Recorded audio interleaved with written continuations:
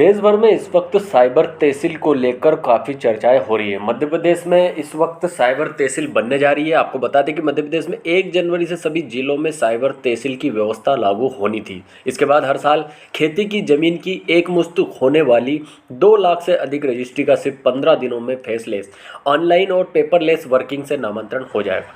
Video बहुत खास होने वाला है किसान भाइयों के लिए। चैनल पर नए तो सब्सक्राइब जरूर करें और लाइक करके कमेंट जरूर करें।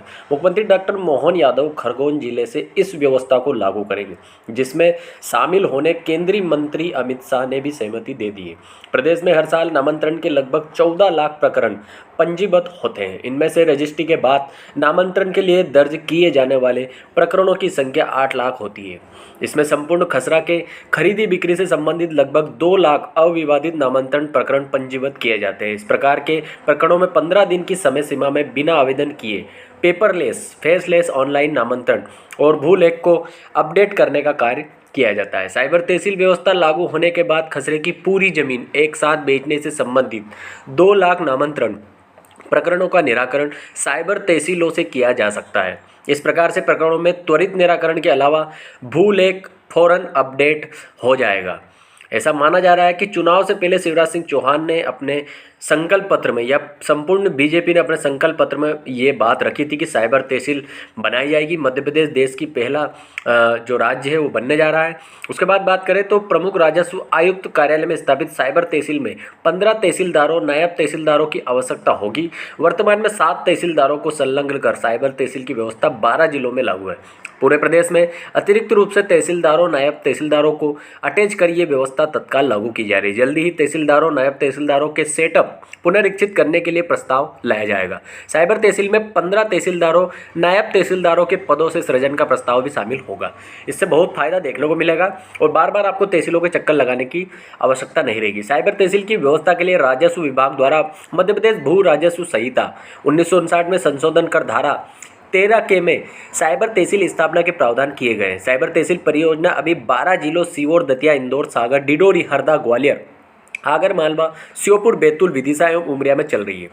कैसे होगा नामांतरण का पूरा काम? तो ऐसे होगा। साइबर तहसील में पंजीयन से नामांकन करने की जो प्रक्रिया है वो लागू कर दी गई है। साइबर तहसील को 4 अलग अलग प्लेटफॉर्म जैसे संपदा पोर्टल, भूलेख पोर्टल, स्मार्ट एप्लीकेशन एवं फॉर रेवेन्यू सारा पोर्टल को लेकर सभी पोर्टल को एक किया गया है। साइबर तहसील में ऐसे प्रकरणों का निराकरण होगा जो खेती की जमीन से संपूर्ण खसरा से संबंधित हो, इस भूमि के खसरे में बंटवारा नहीं किया गया है और ऐसी जमीन जो किसी प्रकार से गिरवी या बंधक ना रखी गई हो, इसके दायरे में आएगी।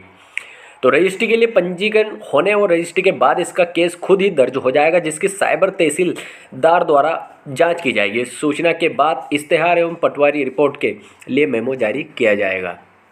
उसके बाद अगर हम बात करें तो इसके बाद आदेश पारित कर भू अभिलेख को अपडेट किया जाएगा। 10 दिन बाद दावा आपत्ति प्राप्त नहीं होने पर ईमेल एवं व्हाट्सएप से आदेश जारी किए जाएंगे। रजिस्ट्रार कार्यालय में रजिस्ट्री के दौरान आवेदक को आवश्यक प्रक्रिया शुल्क एवं निर्धारित प्रारूप में सामान्य जानकारी देनी होगी। यानी कि इससे पूरा स्पष्ट ये हो जाएगा कि जो भी काम हो रहा है पूरी पारदर्शिता के साथ हो रहा है, उसमें किसी भी प्रकार का कोई फ्रॉड या किसी भी तरह का कोई कानूनी अड़चन नहीं आएगा। आगे हम बात करेंगे इसमें कि ऐसे पंजीयन जिसमें संपूर्ण खसरा नंबर या संपूर्ण प्लाट समाहित है, किसी भी खसरा या प्लाट का कोई विभाजन नहीं है, तब ऐसे प्रकरण में पंजीकृत रजिस्ट्री का स्वचालित प्रक्रिया के माध्यम से RCMS पोर्टल पर साइबर तहसील को भेज दिया जाता है। साइबर तहसीलदार पंजीकृत दस्तावेज की राजस्व भू अभिलेख से मिलान कर क्रेता, विक्रेता और संबंधित ग्राम के सभी निवासियों को SMS के माध्यम से नोटिस जारी करता है। इस नोटिस में आपत्ति प्रस्तुत करने के लिए लिंक भी होता है। साथ ही एक सार्वजनिक इश्तेहार तहसील के बोर्ड पर भी लगा रहता है। एक ऑनलाइन मेमो पटवारी प्रतिवेदन के लिए भी जारी होता है और जिस तरीके से ये काम होता है पूरी पारदर्शिता के साथ होता है, मैसेज के द्वारा प्राप्त होता है। 10 दिन में कोई आपत्ति प्राप्त नहीं होने पर, पटवारी के मेमो में कोई भी आपत्ति नहीं होने पर साइबर तहसीलदार द्वारा प्रकरण में नामांतरण आदेश पारित कर अभिलेखों को अपडेट कर दिया जाता है। आदेश पारित किए जाने पर संबंधित जो व्यक्ति है उसे SMS से सूचना दी जाती है और ईमेल के माध्यम से पारित आदेश की सत्याप्रति भेजी जाती है। साइबर तहसील में पदस्थ किए गए नायब तहसीलदारों को प्रोसेस, मॉड्यूल एवं नियमों का गहन प्रशिक्षण दिया गया है। जिला पंजीयक, उप पंजीयक कोई भी प्रशिक्षण दिया गया है। आपको बताते हैं कि साइबर तहसील के क्या क्या फायदे हैं। तो पहला फायदा है रजिस्ट्री के बाद बिना आवेदन किए नामांतरण का प्रकरण दर्ज हो जाता है। दूसरा, इस प्रक्रिया में क्रेता और विक्रेता को नामांतरण के लिए साइबर तहसील कार्यालय में उपस्थित होने या पेशी पर आने की जरूरत ही नहीं होती है। तीसरा, संपूर्ण प्रक्रिया फेसलेस एवं पेपरलेस होती है। चौथा, इसमें कोई भी मानवीय हस्तक्षेप नहीं होता है। पांचवा, खरीदार एवं विक्रेता तथा गांव के सभी निवासियों को नोटिस एसएमएस से मिलता है। नोटिस आरसीएमएस पोर्टल पर भी दिखता है। छठा, ऑनलाइन आपत्ति दर्ज की जाती है। सातवां, अंतिम आदेश की कॉपी ईमेल या व्हाट्सएप के माध्यम से आवेदक को मिलेगी। आठवां, आदेश पारित होते ही भू अभिलेखों खसरे नक्शे में स्वतः सुधार हो जाता है। नौवां है, आदेश एवं राजस्व अभिलेख में अमल की प्रक्रिया सरकारी छुट्टियों को छोड़कर 15 दिनों में पूरी हो जाएगी। और 10वां है, इस व्यवस्था ने क्षेत्राधिकार की सीमाओं को भी समाप्त कर दिया है। उसके बाद 11वां, इस प्रक्रिया ने रियल टाइम में भू अभिलेख अपडेट किए जाने की सुविधा उपलब्ध कराई है। इससे पटवारी का हस्तक्षेप भी नहीं रहेगा। 12वां है, पटवारी रिपोर्ट ऑनलाइन जमा कराने की सुविधा है। 13वां है, पहले इन प्रक्रियाओं में औसतन 60 दिन लग जाते थे, यानी कि 2 महीने लग जाते थे। साइबर तहसील में औसतन 15 दिनों में ही प्रक्रिया पूरी हो जाएगी।